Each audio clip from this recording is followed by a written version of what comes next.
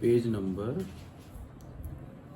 1077, पीछे से आगे से।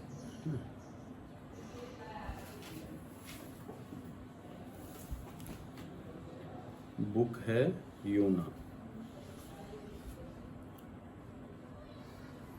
निकाला। चौथे का आप पढ़ें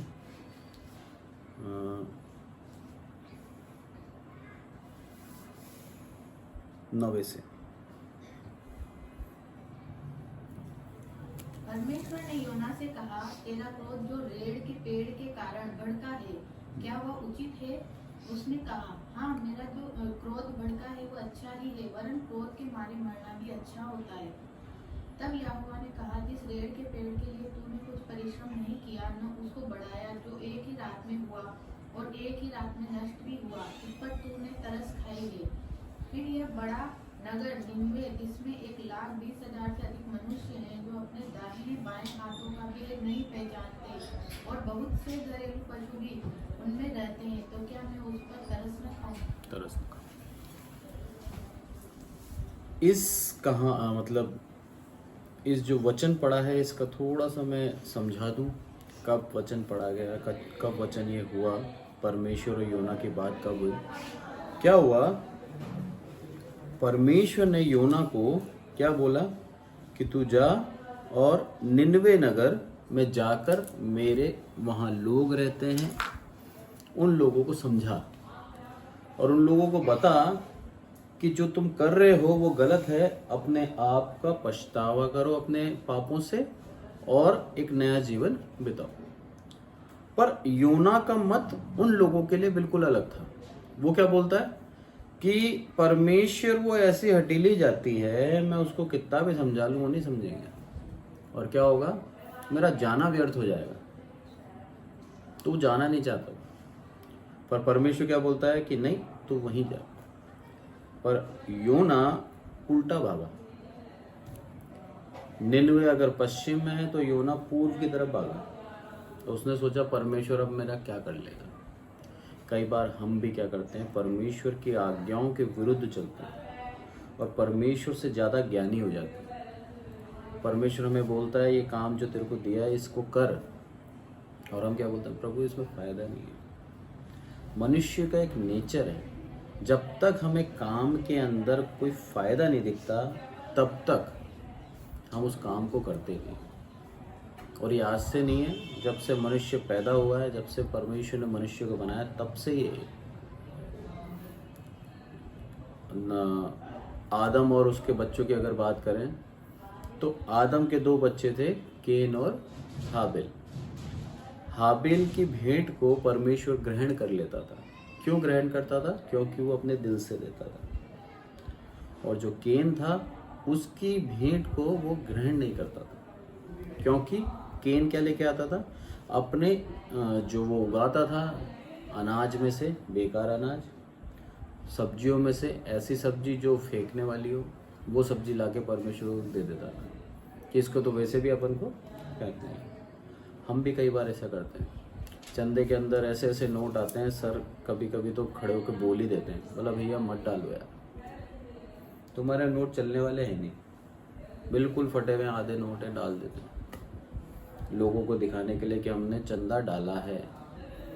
सिक्के ऐसे ऐसे डाल देते हैं, दुखी हो जाते हैं सिक्के। नोटबंदी थी जब वो नहीं चल रहे तो वो नोट डाल देते। हाँ आए ना, हाँ? फिर हम चल ही नहीं रहे तो डाल बस अपनी तरफ से तो अपन ने डाल दिया।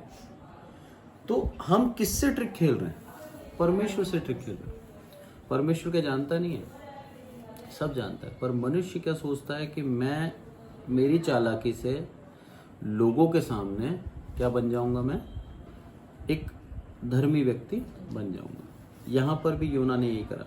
और क्या करा, पहले का 3 पढ़े आप, फर्स्ट चैप्टर का 3। परंतु योना यहोवा के सम्मुख से तर्शीश को भाग जाने के लिए उठा और याफा नगर को जाकर तर्शीश जाने वाला एक जहाज पाया और भाड़ा देकर उस पर चढ़ गया कि उसके साथ यहोवा के सम्मुख से तर्शीश को चला जाए। क्या करा उसने, क्या आज्ञा मिली थी उसको? ये परमेश्वर का दास है, परमेश्वर का एक भविष्यवक्ता है, इसको परमेश्वर ने चुना है और यही काम के लिए कि जो मैं तेरे को आज्ञा दूँ वो जाके मेरे लोगों को बता। जिम्मेदारी है इसकी है, अपनी जिम्मेदारी से भाग रहा है। हम भी भागते हैं कई बार, अपनी जिम्मेदारियों से भाग जाते हैं और अपने जो काम दिया गया उस काम को करना नहीं चाहते। पर परमेश्वर यहाँ पर हमें सिखाता है कि जो तुम्हें जिस जिम्मेदारी के लिए बुलाया गया है वो काम तुम्हें करना है। तर्शीश जाने वाले जहाज पे भाड़ा दे के चढ़ गया, ठीक, आर्थिक नुकसान, भाड़ा भी गया इसका वेस्ट, और उल्टी दिशा में भागा। जब भागा तब परमेश्वर ने समुद्र में ऐसा तूफान उठाया कि ये घबरा गए वहां के जहाज वाले।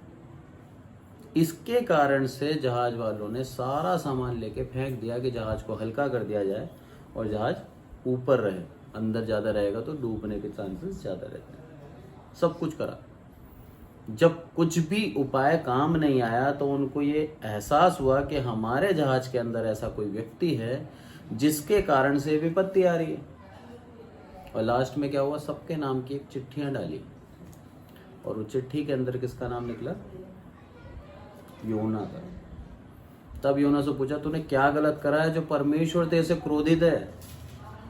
तब वो बोलता है मैंने ऐसा ऐसा, मेरे को आज्ञा दी थी कि मैं निनवे जाऊं और वहां जाके उन लोगों को समझाऊं सिखाऊं, पर मैं वहां जाना नहीं चाहता था, मैं तर्शीश के लोगों को समझाना चाहता था। यहाँ पर भी वो अपनी दिल की इच्छा करने नहीं जा रहा, बताने तो प्रभु का वचन ही जा रहा है, पर उसको ये सोच थी उसकी कि निनवे के लोग तो बदलेंगे नहीं, तर्शीश के लोग बदल जाएंगे। तो जहां पर मेरा वचन काम आएगा मैं उस वचन को वहां पर इस्तेमाल करूं। परमेश्वर बोलता है कि जहां पर भी आपने मेरे वचन को बोया है वहां पर काम आएगा, उसका वचन है। हमारे बोलने में कोई समझदारी नहीं है, परमेश्वर का वचन है। तब उसने क्या करा, उन लोगों ने डर गए वो कि भाई तुझे तो मारेगा और तेरे साथ हम भी गए। तब योना ने उससे क्या बोला कि तुम लोग ऐसा करो, मेरे को उठा के समुद्र में फेंक दो। योना को सारे लोग भयभीत हो गए, बोला कैसे करें, बोला नहीं करना तो पड़ेगा, तभी ये शांत होगा। उसको फेंका और परमेश्वर ने पहले से ही एक बहुत बड़ा जिसे बोलते हैं मच्छी बड़ी सी, उसको नियुक्त कर रखा था ताकि वो योना को निगल ले। जैसे कि वेल मच्छी होती है, निगल लेती, वो चबाती नहीं है खाने को, निगल लिया उसको। 3 दिन तक उसी मच्छ के अंदर वो पड़ा रहा, पेट के अंदर। सोचिए कितना बड़ा एक पश्चाताप है उसके जीवन के अंदर। 3 दिन तक उसके सलाइवा के अंदर उसकी मरे हुए मच्छियाँ होंगी अंदर, कितनी बदबू होगी, कितनी परिस्थिति उसकी गंभीर होगी। भूखा प्यासा अंधेरे गुप्त, अंदर कौन सी लाइट है? हम थोड़ी सी देर के लिए अंधेरा हो जाता है, भयभीत हो जाते हैं। 3 दिन तक उसे कुछ दिख नहीं रहा। तब परमेश्वर ने उसको बताया कि तू जब मेरे से दूर भागेगा ना तो जो ज्योति है ना तेरे पास से वो चली जाएगी।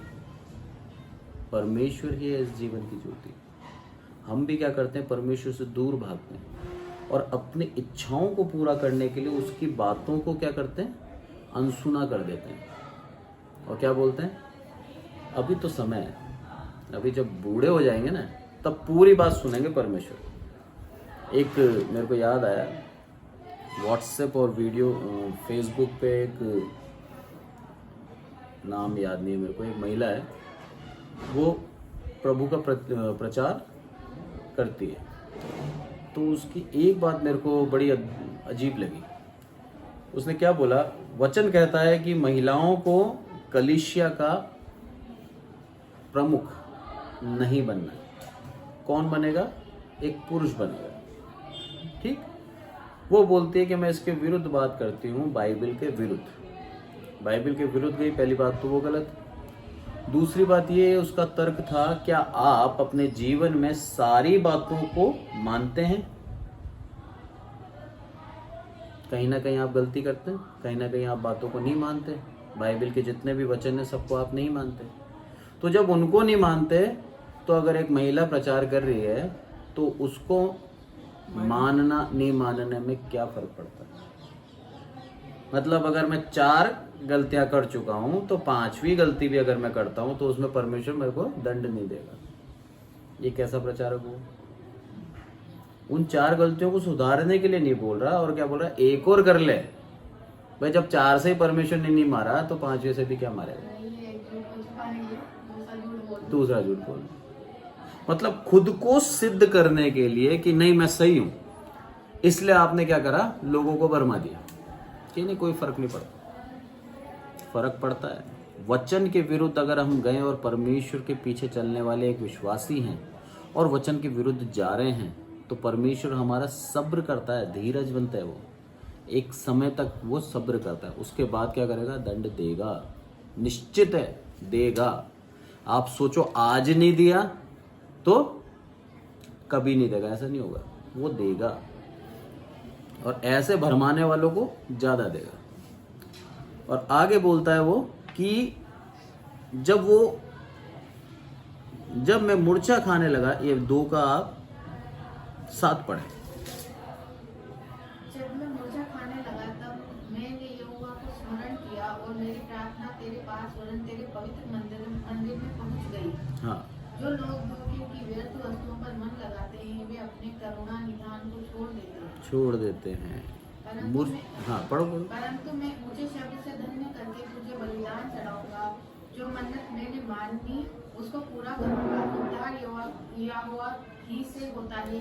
तब यहोवा ने मच्छी को आज्ञा दी और उसने योना को स्थल पर उगल दिया।